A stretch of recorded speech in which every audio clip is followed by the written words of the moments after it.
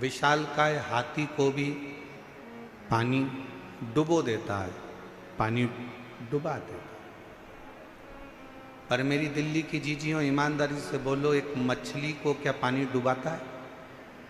जम के तो बोलो। मछली को पानी डुबोता नहीं। उस पानी में हाथी गया, विशालकाय हाथी को पानी डुबो देता है। कोई विशालकाय शरीर पानी में चला गया तो पानी उसको डुबो देता है, पर मछली को पानी कभी डुबोता नहीं। क्यों नहीं डुबोता? क्योंकि मछली ने पानी की शरणागति ग्रहण कर ली।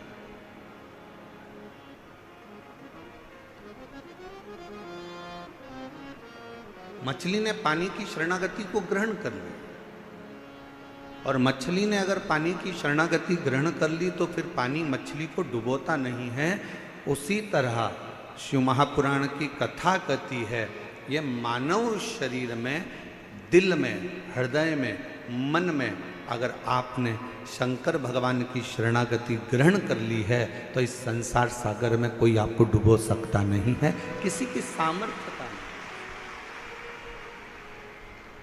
और मैंने तेरे ही भरोसे बाबा, तेरे ही भरोसे हवा बिच उड़ती जवानी, बाबा डोर हटो छठी नाम कटी जवानी, भोले मैं तेरी भजन, शंभू मैं तेरी भजन, हवा बिच उड़ती जवानी, बाबा डोर हटो छठी नाम कटी जवानी।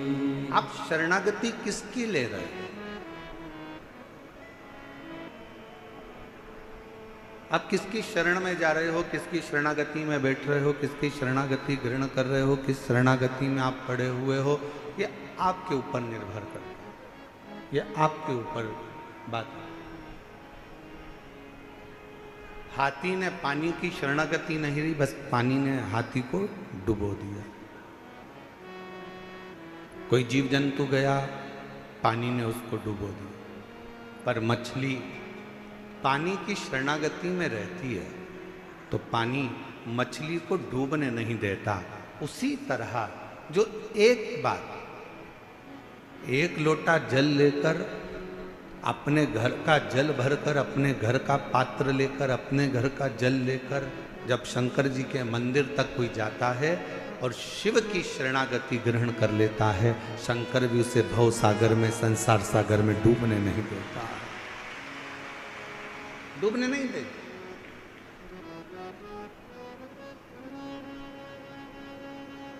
एक बड़ा सुंदर प्रसंग आता है, हस्तिनापुर शिव महापुराण की कथा आप लोग श्रवण कर रहे हैं, निरंकारी मैदान दिल्ली में, स्मरण करिएगा। एक बार माता पार्वती जी भगवान शंकर के साथ में नंदी पर बैठकर भ्रमण करने के लिए निकलती हैं, चलती।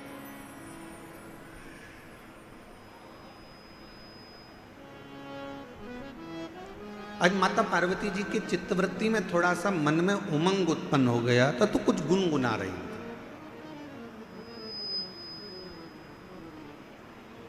कभी कभी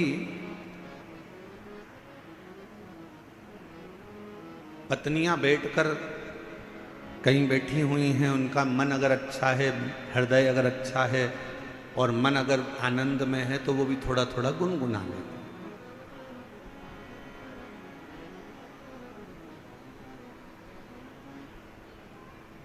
थोड़ा थोड़ा गुनगुनाने का कार्य कर लेते।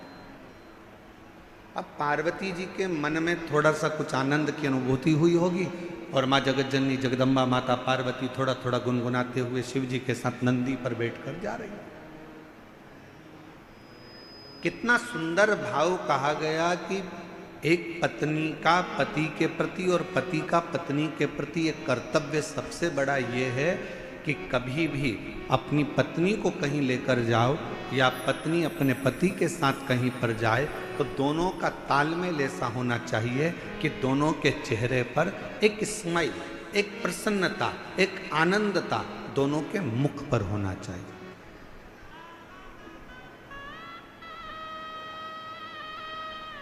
दोनों के चेहरे पर एक प्रसन्नता का लक्षण, थोड़ा सा भाव प्रसन्नता का सम्मुख में प्रकट। पर आज का जमाना बड़ा विचित्र है। 10 मिनट के लिए, वैसे तो दिल्ली जैसे शहर में तो हम कल देखे कि कल हमको एक कार्यक्रम में जाना था, तो देखे कि कल हमको एक कार्यक्रम में जाना था, तो हमने देखा कि हमको तो यहाँ ऐसा लगता है कि लोग शादी में जाते होंगे, मान लो 9 बजे रात्रि को शादी चालू हो रही है और 9 बजे इनको शादी में पहुँचना है, तो 6 बजे से घर से निकलते होंगे। दिल्ली की स्थिति जो देखी है उसके हिसाब से बता रहा। और 6 बजे से घर से निकलते होंगे, 15 मिनट की शादी अटेंड करना रहती है, आधे घंटे की शादी अटेंड करना रहती है और 2 घंटे पहले निकलना पड़ता है और 2 घंटे वापस आने में लग जाते हैं और आधे घंटे की शादी अटेंड करी। पूरा समय इतनी देर में तो हमारे यहाँ अगर हो तो हम सीहोर से इंदौर घूमकर वापस आ जाए।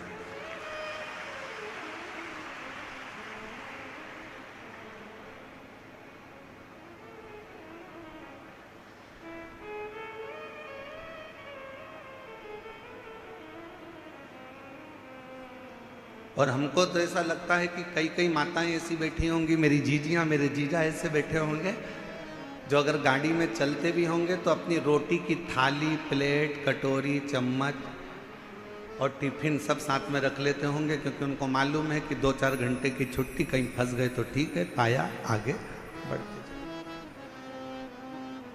पर अब एक चीज और अच्छी लगी दिल्ली में कि पहले की अपेक्षा दिल्ली के जो रास्ते हैं, जो पुल हैं, जो बड़े बड़े ब्रिज हैं, इन ब्रिज ने लोगों के चलने की आसानी कर दी और आराम से अब रास्ता लोगों का सरल और सहज हो गया। और बचा कुचा था तो वो मेट्रो चल गई है।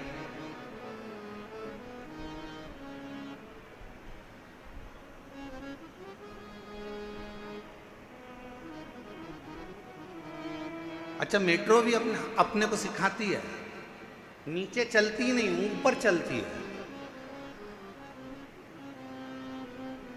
और जो थोड़ा सा ऊपर बढ़ा, मेट्रो में बैठा, मेट्रो ने आपको मंजिल तक छोड़ दिया। शिव महापुराण भी यही कहती है, थोड़ा सा भक्ति का बल ऊंचा करिए तो आप शंकर जी की कृपा से आपकी मंजिल तक पहुंचने में देरी नहीं।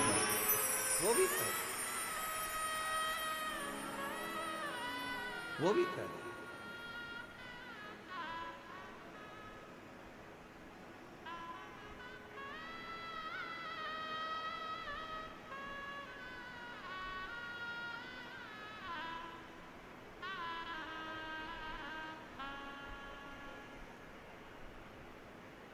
और मैंने तेरे ही भरोसे बाबा, तेरे पार्वती जी और शिव जी दोनों नंदी पर बैठे हैं। पार्वती जी गुनगुनाती हुई आगे बढ़ रही हैं। हृदय में ये उमंगता होना चाहिए,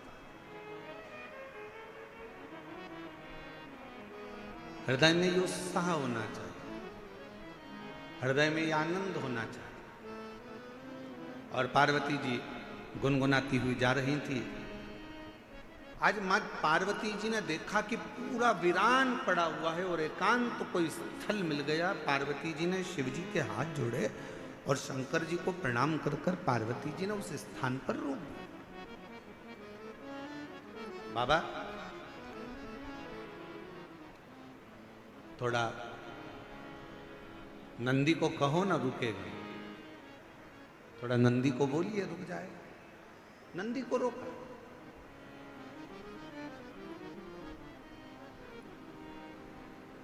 नंदी रुका।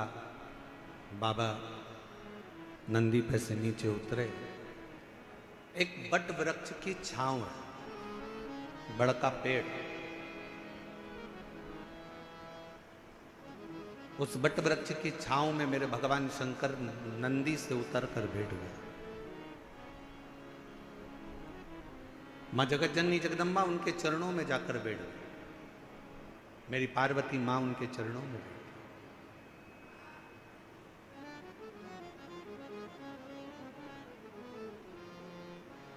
चारों तरफ वीरान, एकांत स्थल। शिवजी वट वृक्ष की छांव में बैठे थे और पार्वती जी ने भगवान शंकर को देखकर शिवजी का एक नाम यहां रख दिया। शंकर भगवान से कहा, आज आप एकांत में बैठे हो, इसलिए आपका नाम एकांतेश्वर महादेव होगा। आप एकांत में बैठे। और हमने पहले भी कथा में कहा, शिव महापुराण की कथा पहले भी वर्णन करी है, कहीं मौका मिल जाए, कोई जंगल से आप निकल रहे हो, कोई राह से आप निकल रहे हो, कोई मार्ग से आप निकल रहे हो, अपने पास में पानी का बोतल रखा है, जल का पात्र रखा है, और चलते चलते आप कोई एकांत स्थान से निकल कर जा रहे हो और आपको लगे कि कहीं पर एकांत में कोई शंकर जी का ओटला है, कोई शिव जी का स्थान है, कोई शंकर का शिवलिंग वहाँ पर रखा हुआ है, मन में आ जाए, 2 मिनट के लिए गाड़ी रोककर, कोई जब नहीं हो, पूरा रास्ता जब सूना पड़ा हो, तब एकांत में अगर कोई शंकर का शिवलिंग मिल जाए तो अपने पास में जो जल रखा हो वो जल लेकर एक बार भगवान शंकर को एकांत में चढ़ाकर उससे अपने दिल की बात कर कर देखना। मेरा एकांतेश्वर महादेव आपके ऊपर कृपा जरूर जरूर। बोल बम का नारा है, सारी समस्या का हल। एकांतेश्वर महादेव करुणा जरूर करे, कृपा जरूर करेगा।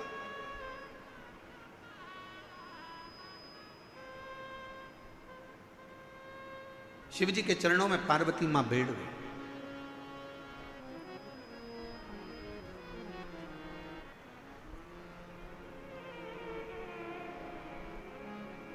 और कितना सुंदर भाव कहा,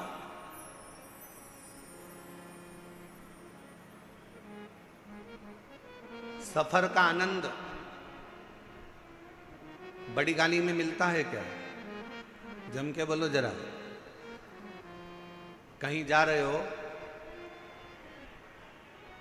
केदारनाथ जी दर्शन करने जा रहे हो, या मथुरा जी में वृंदावन में बिहारी जी का दर्शन करने जा रहे हो, या अयोध्या जी जा रहे हो, सांवरिया सेठ जा रहे हो, खाटू श्याम बाबा का दर्शन करने जा रहे हो, सालासर बाबा जी का दर्शन करने जा रहे हो, सीहोर कुबरेश्वर धाम में भोलेनाथ जी का कंकर शंकर दर्शन करने के लिए जा रहे हो, या कहीं दूर आप सफर कर रहे हो और बहुत बड़ी गाड़ी है आपके पास में, बहुत बड़ी गाड़ी।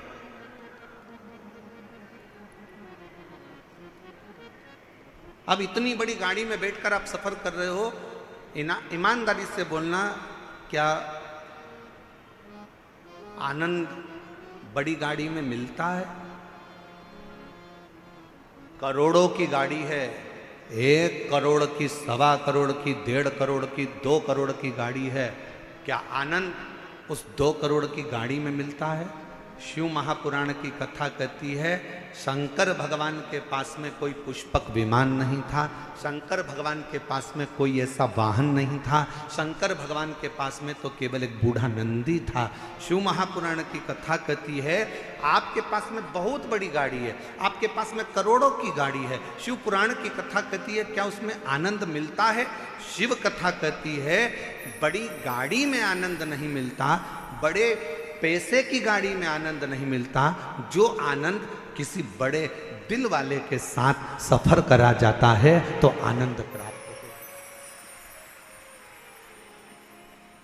करोड़ों की गाड़ी है, मालूम पड़े पैसे की गाड़ी तो हो गई, बहुत महंगी गाड़ी है, बहुत पैसे की गाड़ी है, बहुत बड़ी गाड़ी है, और मालूम पड़े उस गाड़ी को लेकर जाने वाला व्यक्ति दिल का बड़ा नहीं है, मन का बड़ा नहीं है, जरा जरा सी बात में कचर कचर कर रहा है, थोड़ी थोड़ी सी बात में लड़ने बैठ गया, थोड़ी थोड़ी सी बात में झगड़ा करने बैठ गया, थोड़ी सी बात में विवाद करने बैठ गया। ईमानदारी से बोलो, वो करोड़ों की गाड़ी में तुम्हें सुख मिलेगा क्या? अरे बोलो तो मेरी दिल्ली की जीजी हो, दिल्ली के जी जाओ, जम के बोलो जरा, मिलेगा सुख? नहीं। बड़ी गाड़ी में जो सुख नहीं है, पैसे की गाड़ी में जो सुख नहीं है, वो सुख किसी बड़े, अगर पति का हृदय बड़ा है, भले उसके पास में गाड़ी नहीं है, पिता का हृदय बड़ा है, भले उसके पास में गाड़ी नहीं है, भाई का हृदय बड़ा है, भले उसके पास गाड़ी नहीं है, तो निवेदन करूंगा ये सारी बड़ी गाड़ियों को छोड़कर आपका पति अगर ऑटो में भी लेकर जा रहा है और उसका दिल बड़ा है, तो ऑटो में ही तुम्हें 4 व्हीलर का सुख प्राप्त होगा, उसमें वो सुख प्राप्त होगा।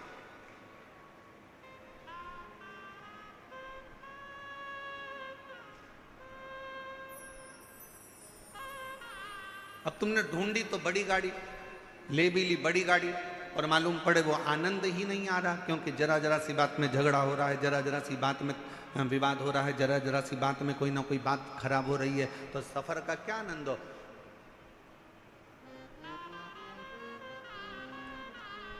इसमें से कई माताएं ऐसी होंगी, कई मेरे जीजा उन्हें ऐसे होंगे, परसों कथा में आए होंगे, कल आंधी में टेंट टूट गया,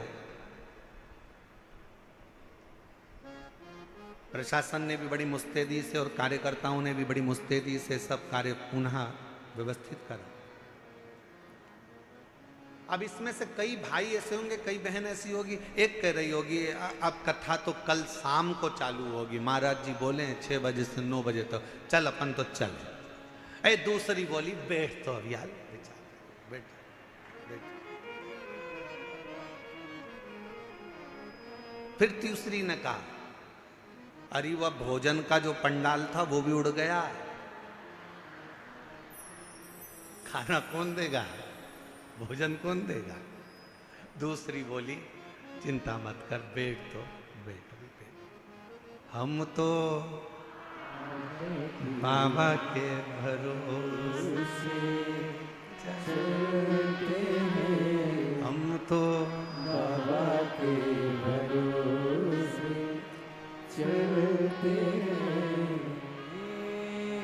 दुनिया वाले जलते हैं, ये दुनिया वाले जलते हैं, हम तो बाबा के भरोसे चलते हैं, डमरू वाले के भरोसे चलते हैं, काशी वाले के भरोसे चलते हैं, हम तो बाबा के भरोसे चलते हैं, हम तो बाबा के भरोसे चलते हैं। थोड़ा धीर रखो, थोड़ा धीर रखो, थोड़ा रुको, थोड़ा रुको, मन बढ़ाओ। बंगला बड़ा होने से कुछ नहीं होता, गाड़ी बड़ी होने से कुछ नहीं होता, व्यापार बड़ा होने से कुछ नहीं होता। शिव महापुराण की कथा कहती है दिल जिसका बड़ा हो, घर भले छोटा हो, निवेदन है एक बार उसके घर में जाकर देखना, जो जीवन का आनंद मिलेगा वो कहीं प्राप्त नहीं।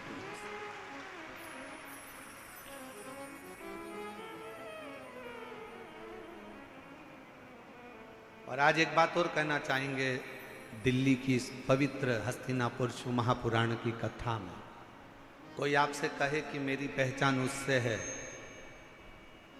कोई आपसे कहे कि मेरी पहचान उससे है, कोई आपसे कहे कि मेरी पहचान उससे है, भरोसा मत करना। अगर कोई ऐसा मिल जाए तुम्हारी जिंदगी में, वो कह दे मेरी पहचान मेरे शंकर से है, तो भरोसा कर लेना कि वो शिव का।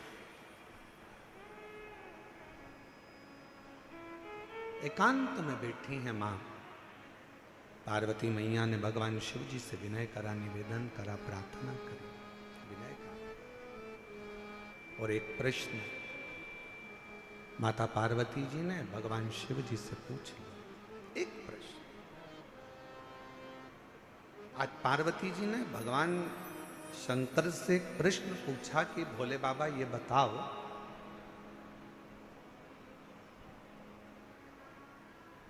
मेरे पिता हिमालय राज नारायण का स्मरण करते हैं, मेरी माता नारायण का स्मरण करती हैं, मेरा भाई नारायण का स्मरण करते हैं। पर एक बात समझ में नहीं आती कि मुझ में आपके चरणों की भक्ति कैसे प्राप्त होगी।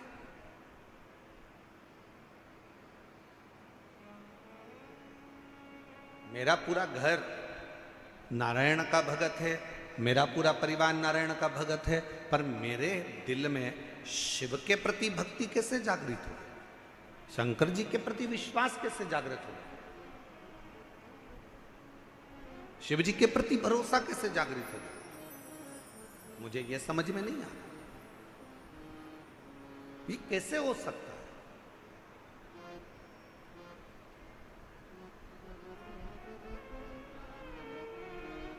ये कैसे होगा? शंकर भगवान मौन होकर बैठे रहे, स्तुप्त एकदम शांत। भगवान शिव थोड़ी देर बैठे रहे और फिर निवेदन करेंगे, कहीं एकांतेश्वर महादेव आपको दिख जाएं। आपने जल चढ़ाया, जल भी नहीं है, बेलपत्र जो शिव जी पे चढ़ी है उसी को उठाकर फिर चढ़ा दिया, वो भी नहीं है।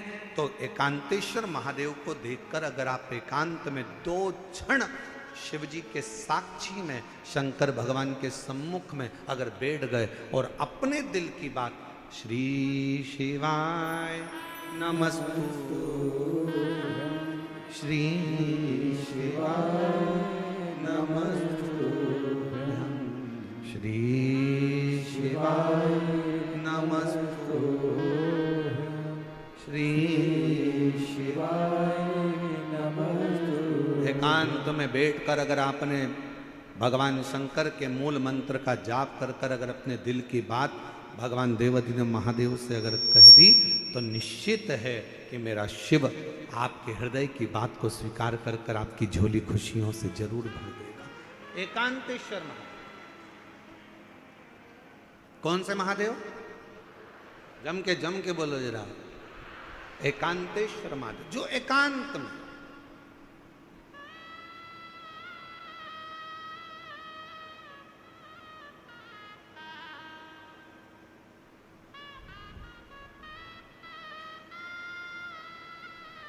अच्छा कई लोगों ने कहा गुरुजी ये एकांतेश्वर महादेव से कहो तो एकांतेश्वर महादेव सुनते बहुत हैं। एक बात समझ में नहीं आती, एकांत का इतना वर्णन क्यों है? हमने कहा एक काम करो, तुम्हारी सास ननंद के साथ बैठी हो, तुम्हारी सास तुम्हारी देवरानी के साथ बैठी हो, तुम्हारी सास तुम्हारी जेठानी के साथ बैठी हो, तुम्हारी सास मौसिया सास के साथ बैठी हो, तुम्हारी सास बुआ सास के साथ बैठी हो, तुम्हारी सास तुम्हारी 2-3 नंदे हों उन सब के साथ बैठी हो, तब तुम सास के पास जाकर कुछ कहना, सास तुम्हारी बात स्वीकार करती कि नहीं करती। और जब सास के पास से पूरी नंदे चली जाए, मौसी चली जाए, देवरानी चली जाए, जेठानी चली जाए, देवरानी जेठानी सब अपने मायके चली गई, नंदे अपनी ससुराल चली गई, सास अकेली कमरे में है, उस समय पर सिर पे पल्लू लेकर बड़े भाव से जाकर अपने दिल की बात सास को कहना, पक्का सास अपने हाथ की अंगूठी निकाल कर निश्चित है वो एकांत में बैठी, शांति से बैठी, एकांत।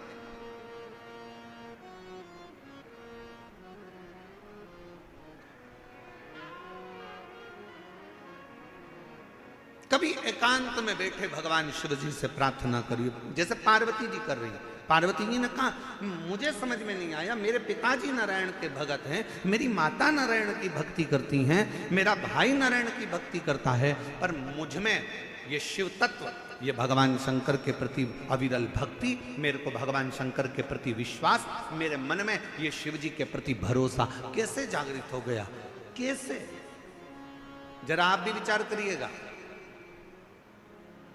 कई माताएं अपने मन पर विचार करिएगा कि आपके घर में भी किसी के घर में कोई की सेवा होती है, किसी घर में नारायण की सेवा होती है, किसी घर में राम जी की सेवा होती है, किसी के घर में कृष्ण की सेवा होती है,